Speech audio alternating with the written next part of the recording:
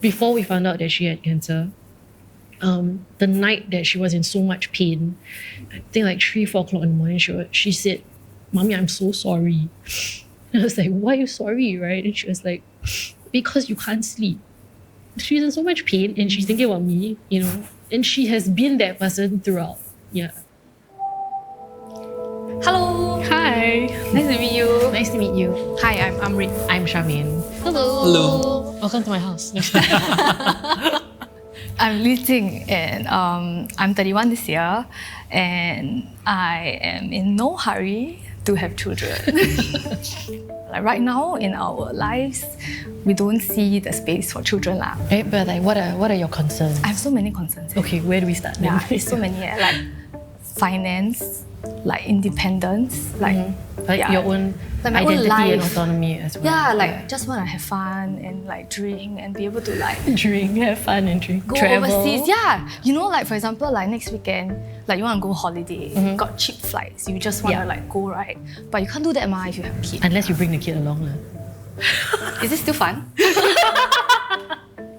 It can be. I mean, that's the honest truth. So everybody says it's a different kind of fun. It is a different kind of fun, yeah. So I understand that you guys are also parents with 3 daughters, just like me. Yeah. Yes. Yeah. And I think they're all about the same age, maybe. With the first kid, I think it was a very pleasant journey for us. So that's why we went and decided to have a second one. Is your second one so different from your first one? Like yes. mine? I was like, oh my god, my first daughter tricked me. I thought parenting was easy. And then I waited so long to have my third one. I mean, it was like a 6-year gap. To the point where now it kind of feels like I'm learning to be a mother all over again, in some sense. What were some of the toughest moments that you felt like in your journey as being a mother so far?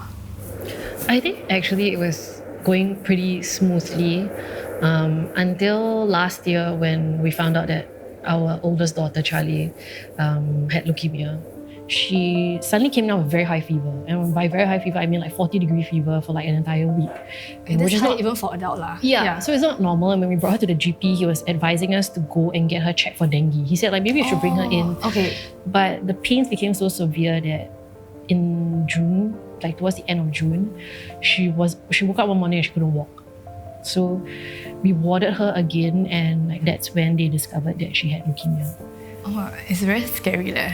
It was very scary, and also at that point in time, like it was such bad timing, but my husband was overseas. So when the news was delivered to me that she indeed had leukemia, I was alone with the doctor.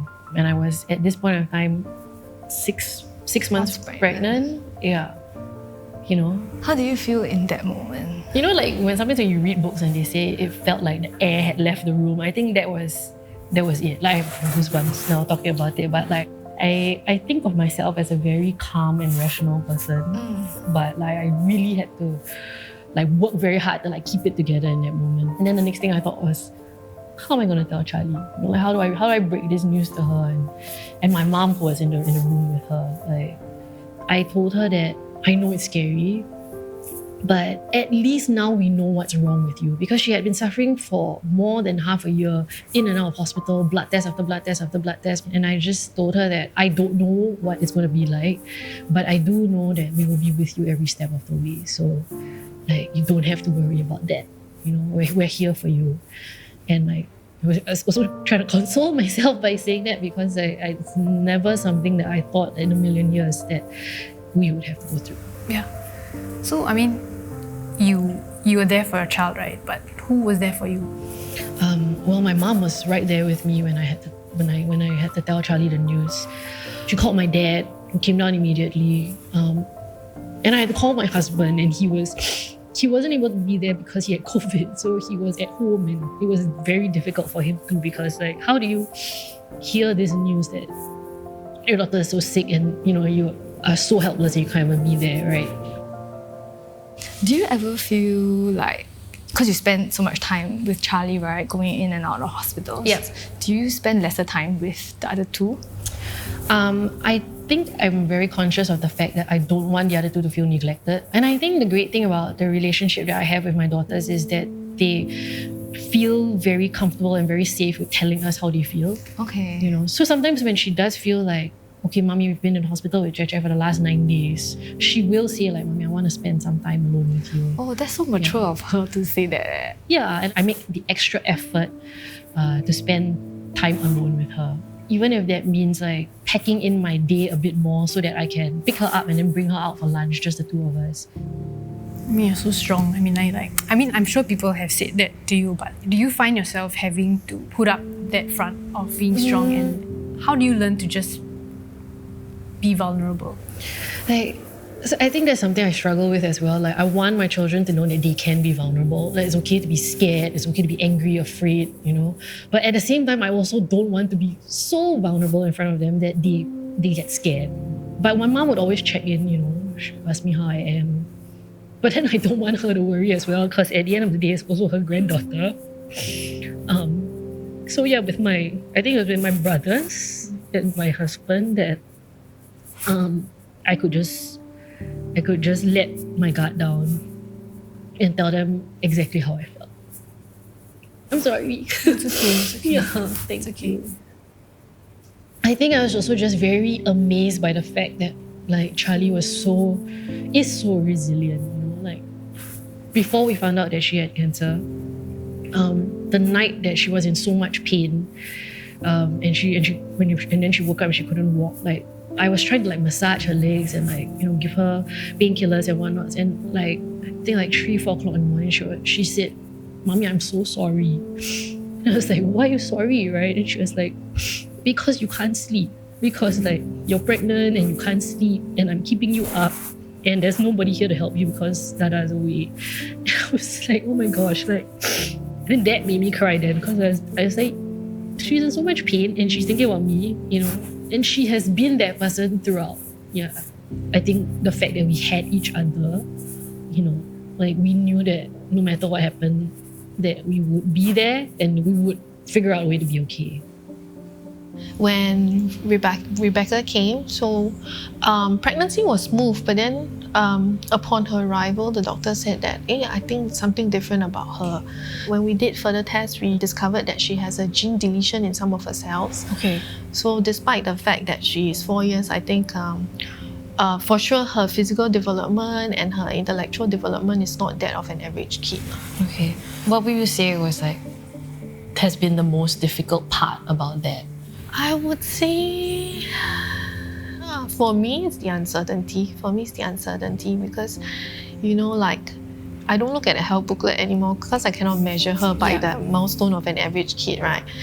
And then her ability to learn is also different. Okay. So the fear is always like, what is next? What is ahead in the future? But he's always my sounding board. So I always just offload to him, you know. And then I'll tell him all my worries and fears. And then he is like a moderator. Is that true? Are you good or are you just like... No, I think I'm still more positive in nature. So I really think that it's just a phase that Rebecca will go through. Like maybe in a few years' time, she will just be back to normal. But of course, now it has been 3-4 years already. But we do still see improvement, so I just take joy in the little things. I think that's something to be grateful and joyful about already. Yeah, that's so nice to hear. I think my husband is the strong, silent type.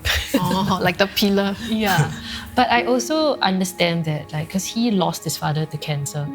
So, like, I think he is more anxious and more afraid of what the outcome could be for her. But that being said, like, he is like her biggest cheerleader, you know, like, and he has his own like way of making her laugh, and he is like her rock in that sense. Has this changed the dynamics between you and your husband? We do try to make time for each other as well, because I think that's even more important. So to just like find comfort and joy in small things, like having a short meal together, like my very big breakfast this morning, or like running errands in the supermarket, you know, and seeing that as quality time even, I think has been necessary for preserving our sanity. Recently, my husband and I, we went on holiday, like just a weekend getaway. It was the first time I had left Singapore since 2019. But the night before we were supposed to leave, like Charlie developed a cough. And we started to panic. And then our baby started having a runny nose and she didn't want to sleep. And I was like, oh my God, maybe we should cancel the trip. Like, don't go, right? And I was so close to doing that, but I texted my mom and she said, hey, children get sick. She'll be okay. They're in good hands. Like, trust in the fact that your family has got your back. You know, like, stop worrying. Your mom is so sweet. Yeah, and I'm really so grateful for her, you know, because like anytime I doubt myself or second guess something or I worry about something, I know that good sound advice is a phone call or a WhatsApp text away. Yeah. I guess the support comes in different kinds of ways. Yeah. Actually, one of the questions that I had before meeting you, right, was were there opportunities where you feel like your colleagues had to cover for you all the time? Obviously, during those points in time, my colleagues did have to cover for me at work. But also, I knew that I had my team to rely on in the office to get things running smoothly, and I'm very grateful to them for that. So in your parenting journey, what would you say is your biggest challenge? I think my biggest challenge consistently has been trying not to impose what I want on my children. I guess also because we are mothering girls, right? So like this, you think like you have an idea in your head of what you think a girl should be, or you want them to emulate you in some way, or who you were not able to achieve. Yeah. Right. So I think that's something that we maybe are more mindful of because we're talking about our girls. What's your biggest struggle from a father's perspective? Sometimes they just don't want to try. Yeah. All I want them to do is actually just to have a little go at it. Yeah. If they don't like, it's fine. You can sound just exactly stop. like my husband. He's always like, you don't have to like it. You just need to try it. Yeah, but unfortunately, the favorite answer is no, I don't want. I mean, my kids definitely don't like eating vegetables. But you're not bothered by it, right? Like, I'm not so bothered by it because I feel like they do get other nutritious food. But at the back of my mind, I'm also like, when are they going to start liking vegetables? When does this change happen in children? So we won't say like, oh, you cannot have any junk food or like no sweets or whatever, but everything in moderation. that's why I think sometimes like we need to tell ourselves to be more patient. There are a lot of things that's not within our control. Yeah. Like I used to think that, okay, no screen time, but I realized that that's almost impossible, close to impossible. I think also like when you restrict a child from doing something, all the more they want to do it, you know? Yeah. So like you said, monitoring is definitely, I think, one of the more important parts to it. So after finding out Rebecca's diagnosis, like has that changed your mindset on how to go about parenting your children?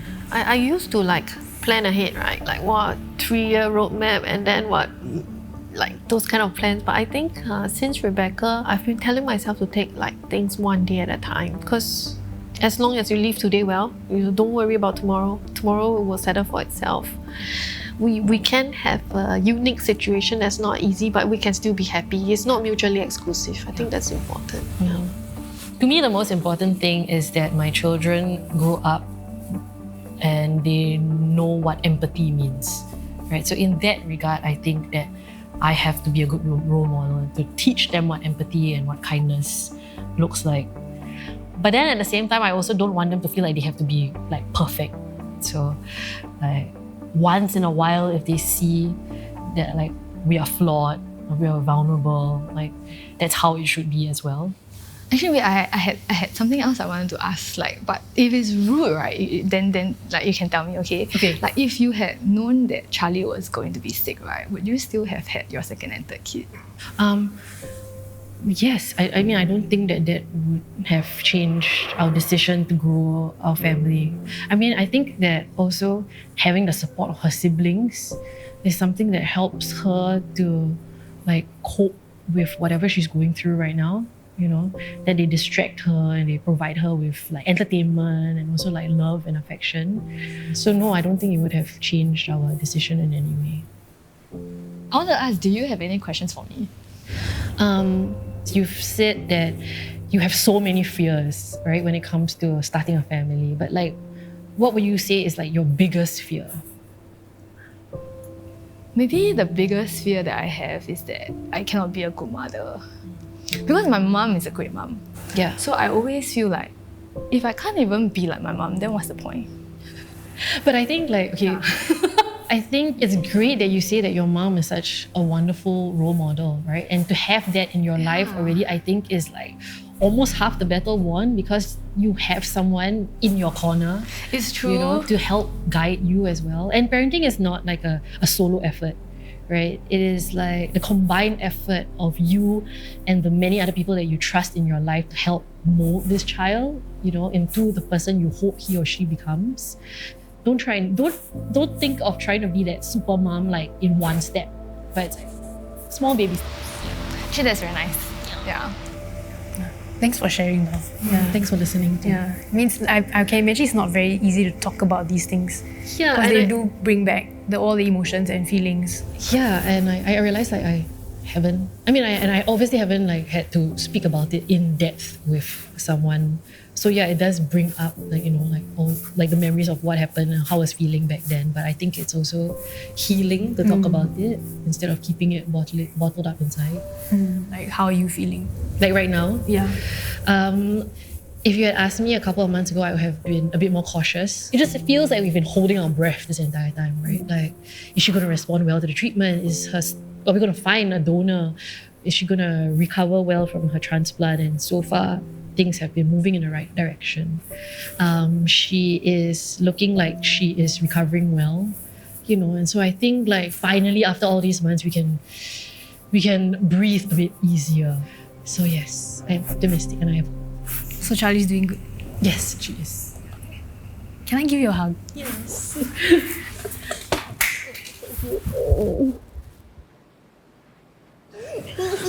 We all wave. 1, 2, 3, wave. Hello, I'm Charlie. Hello, I'm Edie.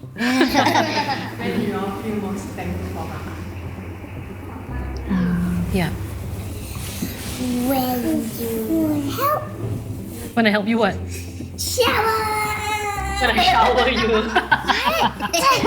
I was not expecting that. I thought she was gonna say something like homework. Oh, I don't think she enjoys doing homework with me. I don't like homework. I know. I want to very seriously tell you that I really love that you guys have brought so much Joy. laugh. Yes. Yes, thanks for completing my sentence. And germs sometimes. To our lives. It brought us so much joy. Every single second. Yeah, every single second. What Dahlia said. But there's no particular time when you're like, yes, I love my mother the most now. When you buy a slime. When I buy you slime, oh my gosh. When you hug me. When I hug you, you give good hugs. Hug me. Okay, don't drop Edie.